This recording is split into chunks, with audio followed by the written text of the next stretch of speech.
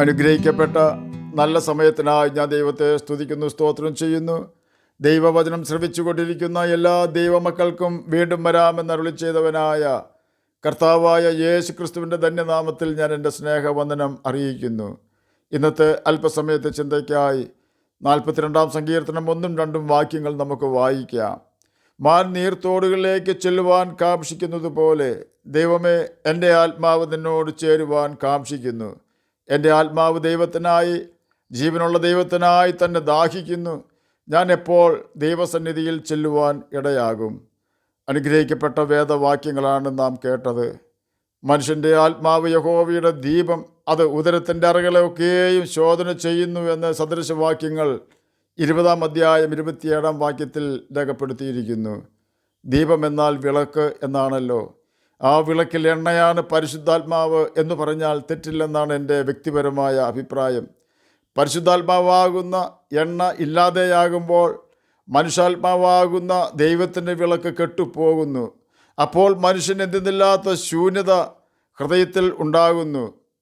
ഒരു ദൈവകുഞ്ഞിനെ ആ ശൂന്യത അനുഭവിക്കുമ്പോൾ ആ വ്യക്തിക്ക് മനസ്സിലാകും തൻ്റെ ആത്മാവിൻ്റെ ഇപ്പോഴത്തെ അവസ്ഥ. ആ വ്യക്തി ദൈവാത്മാവിനായും ദൈവവചനത്തിനായും ദൈവസന്നിധിയിലേക്ക് ഓടിച്ചെല്ലുന്നു. എന്നാൽ ദൈവാത്മാവിനെ അനുസരിക്കാത്തവർക്കും ഈ അനുഭവം ഉണ്ടാകും. അവർ ആ സമയത്ത് സമയം പോകുന്നതിനായി മദ്യത്തിൻ്റെയും മയക്കുമരുന്നിൻ്റെയും പിന്നാലെ ഓടുന്നു. അറിവില്ലായ്മയാണ് അവരതിനെ പ്രേരിപ്പിക്കുന്നത്. ചിലർ പുകവലിയിൽ ആനന്ദം കണ്ടെത്തുന്നു, ചിലർ ഇൻ്റർനെറ്റിലും വിവിധ കളികളിലും ഏർപ്പെടുന്നു. എന്തിനാണെന്ന് ചോദിച്ചാൽ അവരുടെ ഹൃദയത്തിൻ്റെ ശൂന്യത അവരെ ബോറടിപ്പിക്കുന്നു എന്നതാണ് ഇതിന് കാരണം. ഓരോ മനുഷ്യൻ്റെയും ഹൃദയത്തിൽ ദൈവാത്മാവിന് വസിക്കുവാൻ ഉതകുന്ന രീതിയിലാണ് മനുഷ്യാത്മാവിനെ ദൈവം സൃഷ്ടിച്ചിരിക്കുന്നത്. ആ ആത്മാവിൽ ദൈവാത്മാവിൻ്റെ സാന്നിധ്യത്തിന് പകരം നാം എന്തെല്ലാം ചെയ്താലും നമ്മുടെ ഹൃദയത്തിൻ്റെ ശൂന്യത മാറുകയില്ല. ആ ശൂന്യത നികത്തുവാൻ കഴിയാതെ വരുമ്പോൾ മനുഷ്യർ പാപവഴികളിലേക്ക് തിരിയുകയും സാത്താൻ്റെ കെണിയിൽ അവർ വീഴുകയും ചെയ്യുന്നു.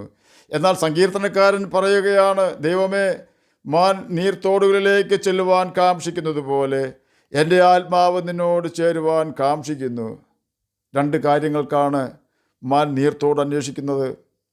ഒന്ന്, താൻ മറ്റു മൃഗങ്ങളാൽ വേട്ടയാടപ്പെട്ട് ഓടി ക്ഷീണിക്കുമ്പോൾ മാൻ നീർത്തോട് ആഗ്രഹിക്കും. കാരണം അത്രമാത്രം ദാഹം അതിന് ഉണ്ടാകും. ശത്രുവിൽ നിന്നും രക്ഷപ്പെടുവാൻ ഓടുന്നതിനേക്കാൾ അത്യുത്സാഹത്തോടെ ആയിരിക്കും മാൻ നീർത്തോടിനടുത്തേക്ക് ഓടുന്നത്. തോടിൻ്റെ അടുത്ത് എത്തിയാൽ ആർത്തിയോടെ മാൻ വെള്ളം കുടിച്ച് ക്ഷീണവും ദാഹവും മാറ്റുന്നു. മാൻ നീർത്തോട് കാക്ഷിക്കുന്നതിൻ്റെ മറ്റൊരു കാരണം ശത്രുവിൽ നിന്നും രക്ഷ നേടുന്നതിന് വേണ്ടിയാണ്. ദൂരവേ മാനിൻ്റെ ശത്രുക്കളായ മൃഗങ്ങളുടെ സാന്നിധ്യം തിരിച്ചറിഞ്ഞാൽ മാൻ ഓടി നീർത്തോടിൽ ഇറങ്ങി മുങ്ങിക്കിടക്കുന്നു. ശത്രു തന്നെ കണ്ടെത്തി ഉപദ്രവിക്കാതിരിക്കേണ്ടതിന് വേണ്ടിയാണ് മാൻ ഇപ്രകാരം ചെയ്യുന്നത്. മാനിന് എത്രത്തോളം സമയം ശ്വാസം പിടിച്ച് വെള്ളത്തിൽ മുങ്ങിക്കിടക്കാമോ അത്രത്തോളം സമയം വെള്ളത്തിൽ മുങ്ങിക്കിടക്കുന്നു. അതുപോലെ തന്നെ അങ്ങനെ മുങ്ങിക്കിടക്കുന്ന സമയം വെള്ളത്തിൻ്റെ അടിയിലൂടെ അതിന് നീന്തി രക്ഷപ്പെടുവാനുള്ള കഴിവും ഉണ്ടെന്ന് പറയപ്പെടുന്നു. ചില സമയത്ത് ശത്രുമൃഗത്തിൽ നിന്നും രക്ഷപ്പെടുവാൻ മൂക്ക് മാത്രം മുകളിൽ പിടിച്ച് വളരെ സമയം മാൻ വെള്ളത്തിൽ മുങ്ങിക്കിടക്കും. അതുകൊണ്ട് തന്നെ മാനുകൾ നീർത്തോടിൻ്റെ പരിസരം വിട്ട് വളരെ ദൂരം പോകാറില്ല. കാരണം നീർത്തോട് മാനുകളെ സംബന്ധിച്ച് വളരെ അത്യാവശ്യമാണ്. അതുകൊണ്ട് മാനുകൾ നീർത്തോടിനോട് ചേർന്ന് ജീവിക്കുവാൻ ആഗ്രഹിക്കുന്നു. എന്നതുപോലെ തന്നെ സങ്കീർത്തനക്കാരൻ നീർത്തോട് ആഗ്രഹിക്കുന്നു. ആ നീർത്തോട് ജീവനുള്ള ദൈവമായ യഹോവയായ കർത്താവാണെന്ന് മാത്രം. ഇസ്രായേൽ മക്കൾ ജീവൻ്റെ ഉറവയായ ജീവനുള്ള ദൈവത്തെ വിട്ട് വെള്ളം നിൽക്കാത്ത പൊട്ടം മരവികളായ ജീവനില്ലാത്ത ദൈവങ്ങളുടെ പിന്നാലെ പോകുമ്പോൾ സങ്കീർത്തനക്കാരൻ പറയുകയാണ്, ഞാൻ ജീവൻ്റെ ഉറവയായ നിൻ്റെ അടുക്കിലേക്ക് വരുവാൻ കാക്ഷിക്കുന്നുവെന്ന്. കോരഹ് പുത്രന്മാരാണ് ഈ സങ്കീർത്തനം എഴുതിയത്. അതുകൊണ്ട് തന്നെ അവരുടെ ജീവിതാനുഭവം ഈ സങ്കീർത്തനത്തിൽ നിഴലിക്കുന്നുണ്ട്. മോശയുടെ കാലത്ത് തങ്ങളുടെ പൂർവികനായ കോരഹ് മോശയോടും ദൈവത്തോടും മത്സരിച്ച് ദൈവകോപത്തിന് ഇട വരുത്തിയപ്പോൾ ദൈവം അവരുടെ പൂർവ്വപിതാവായ കോരഹിനെ കഠിനമായി ശിക്ഷിച്ചു. ഭൂമി വായ്പിളർന്ന് കോരഹിനെയും അവനുള്ള സകലരെയും സമ്പത്തിനെയും ഭൂമിക്കടിയിലേക്ക് ജീവനോടെ ഇറങ്ങിപ്പോകുമാറാക്കി. ദൈവത്തിൻ്റെ ശിക്ഷ അതിഭീകരമായിരുന്നു. കോരഹിൻ്റെയും ജീവനുള്ള കോർഹിൻ്റെയും അവനുള്ള സകലരുടെയും കരച്ചിലിൻ്റെ ശബ്ദം സകല ഇസ്രായേൽ മക്കളും കേട്ടു എന്ന് ബൈബിളിൽ രേഖപ്പെടുത്തിയിരിക്കുന്നു. സംഖ്യാപുസ്തകം 16-ാം അധ്യായം 31 മുതൽ 38 വരെയുള്ള വാക്യങ്ങളിലാണ് ഇതിനെക്കുറിച്ച് രേഖപ്പെടുത്തിയിരിക്കുന്നത്. എന്നാൽ ആ ഭീകരമായ അവസ്ഥയിൽ കോർഹിൻ്റെ മക്കൾ അവരുടെ അപ്പനായ കോർഹിനെയും കോർഹിൻ്റെ കൂടാരത്തെയും ഉപേക്ഷിച്ച് യഹോവയുടെ യാഗപീഠത്തിൻ്റെ കൊമ്പുകളിൽ അഭയം പ്രാപിക്കുവാൻ ഓടിയത് മാൻ ശത്രുവിൽ നിന്നും രക്ഷപ്പെടുവാൻ നീർത്തോടിലേക്ക് ഓടുന്നതിനേക്കാൾ അധികം ദാഹത്തോടെ ആയിരുന്നു. അവർക്കറിയാമായിരുന്നു തങ്ങളുടെ ദൈവത്തിൻ്റെ സന്നിധിയിൽ തങ്ങൾക്ക് അഭയം ലഭിക്കുമെന്ന്. തങ്ങളുടെ പിതാവായ കോർഹിൻ്റെ പാപത്തിന് ദൈവമാണ് അവനെയും കുടുംബത്തെയും ശിക്ഷിക്കുന്നതെങ്കിലും ശിക്ഷിക്കുന്ന അതേ ദൈവം അവൻ്റെ യാഗപീഠത്തിൻ്റെ കൊമ്പുകളിൽ പാപം ചെയ്യാതെ അഭയം പ്രാപിക്കുന്ന തൻ്റെ കുഞ്ഞുങ്ങളെ രക്ഷിക്കുമെന്ന് അവർക്ക് ഉറപ്പുണ്ടായിരുന്നു. ദൈവം ആ കുഞ്ഞുങ്ങളെ രക്ഷിച്ചു. കോർഹ് പുത്രന്മാർ മരിച്ചില്ല എന്ന് സംഖ്യാപുസ്തകം 26-ാം അധ്യായം 11-ാം വാക്യത്തിൽ രേഖപ്പെടുത്തിയിട്ടുണ്ട്.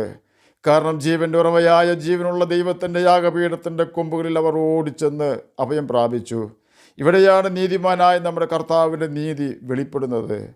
തങ്ങളുടെ പിതാക്കന്മാർക്കുണ്ടായ ദൈവിക വിടുതലിൽ ഈ സങ്കീർത്തനം എഴുതിയ അവരുടെ മക്കളും ദൈവത്തെ തിരിച്ചറിഞ്ഞു. അവരും ഇപ്പോൾ 42-ാം സങ്കീർത്തനം 1-ാം വാക്യത്തിൽ പറയുകയാണ്, മാൻ നീർത്തോടുകളിലേക്ക് ചെല്ലുവാൻ കാക്ഷിക്കുന്നത് പോലെ ദൈവമേ, എൻ്റെ ആത്മാവ് നിന്നോട് ചേരുവാൻ കാക്ഷിക്കുന്നു.